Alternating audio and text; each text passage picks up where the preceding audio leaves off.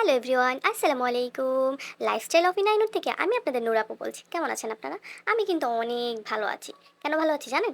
এই যে আমগুলো দেখতে পাচ্ছেন, এটা খুবই স্পেশাল একটা জায়গা থেকে আমগুলো এসেছে। সেটা হলো গিয়ে আমার নানার বাড়ি থেকে। যদিও আমার নানার বাড়িতে কেউই থাকে না। গ্রামে খালি ঘর পড়ে আছে, সব কিছুই পড়ে আছে, কিন্তু কেউই থাকে না, সবাই শহরেই থাকে। তো কেউ না থাকলে যা হয় আর কি, আশেপাশের মানুষ হয়তোবা আম যা থাকে তার থেকে পেড়ে একটুখানি পাঠায় শহরে।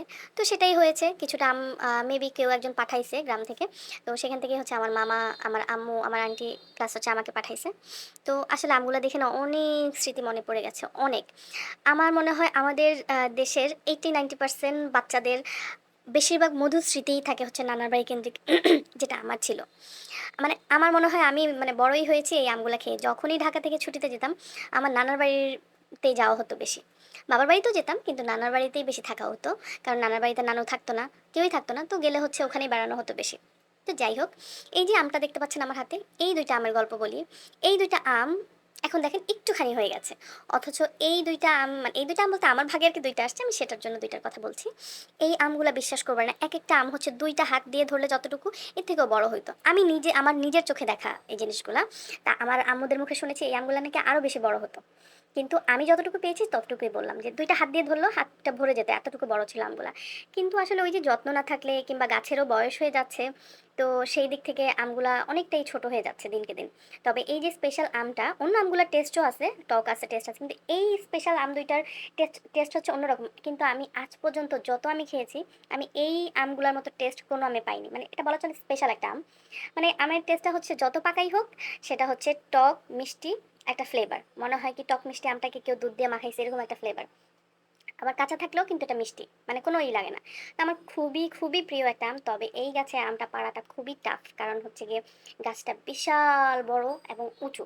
তো ওইটা নিচে যতটুকু পড়ে অতটুকুই মানে কালেক্ট করা যায়, কেউ ঝুঁকি নিয়ে গাছে মানে মানুষ উঠাতে চায় না। তো যাই হোক, আমটাম খেয়ে টেয়ে এরপরে আমার আরেকটা ফেভারিট জিনিস, সেটা হচ্ছে গিয়ে আমার যখনই কোনো কিছু খেতে না ইচ্ছা করে, যখনই কোনো তরকারি, কোনো সবজি, কোনো কিছুই ভালো না লাগে, তখনই আমি একটা কাজ করি, সেটা হচ্ছে একটু ওখানে আলু দিয়ে, পেঁয়াজ, আলু, তারপর শুকনা মরিচ দিয়ে মাখাইয়া একটা ডিম ভাজি করি। সাথে হচ্ছে এরকম মরিচ ভেজে হচ্ছে পেঁয়াজ দিয়ে আমি বসে যাই।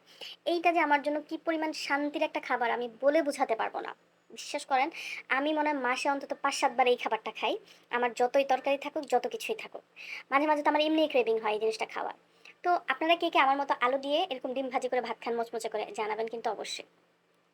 এরপর যেটা বলছিলাম, আমাদের আসলে ছোটবেলার স্মৃতিগুলাই থাকে নানার বাড়ি। কিন্তু বড় হওয়ার সাথে সাথে না, আমরা সেই বাড়িটাতেই যাওয়া ভুলে যাই। সেই বাড়িটাকেই মানে অনেক দূরে ফেলে আসি। হয়তোবা আমাদের ব্যস্ততা, আমাদের দৈনন্দিন যে রুটিন থাকে সেটা থেকে আমরা অপশন নিতে পারি না এইজন্য। হ্যাঁ, আর মেয়েদের জন্য তো আরো বেশি যাওয়া হয় না, সেটা হচ্ছে বিয়ের পরে ওই বাপের বাড়ি গিয়েই কুল পায় না, আবার আবার যাবে নানার বাড়ি। এমন একটা পরিস্থিতি। তো আসলে এখন না আমি মাঝে মাঝে স্বপ্নে দেখি আমি আমার নানার বাড়ির ওই রাস্তাগুলো দিয়ে হাঁটি। নানার বাড়ির আশেপাশে মানে প্রত্যেকটা আমার নানার বাড়ির এখন তো মাঝে মাঝে মনে হয় কি আবার যদি ফিরে যেতে পারতাম সেই শৈশবে, সেই সুন্দর দিনগুলো, কত স্মৃতি আসলে, মানে অনেক মধুর স্মৃতি। চাইলেও তো আর ফিরে যাওয়া যাবে না সেই দিনগুলোতে, কিন্তু তারপরও মনে মনে না মাঝে মাঝে ইচ্ছে হয় যদি যেতে পারতাম, সেই দিনগুলো আবার একটু ফিল করতে পারতাম, আবার একটু কাটাতে পারতাম। নানার বাড়ির আশেপাশের রাস্তাগুলো দিয়ে, নানার বাড়ির বাগানে, নানার বাড়ির উঠোনে, সব কিছুতেই যদি একটু হাঁটতে পারতাম, একটু সময় স্পেন্ড মানে টাইম স্পেন্ড করতে পারতাম, একটু থাকতে পারতাম, তাহলে মনে হয় অনেক শান্তি লাগতো। কিন্তু ওই যে আমাদের শহরের যান্ত্রিক জীবন, সেটা থেকেই তো অবসর মেলে না, সেটা থেকে তো কোথাও যাওয়ার কোনো সময় মেলে না।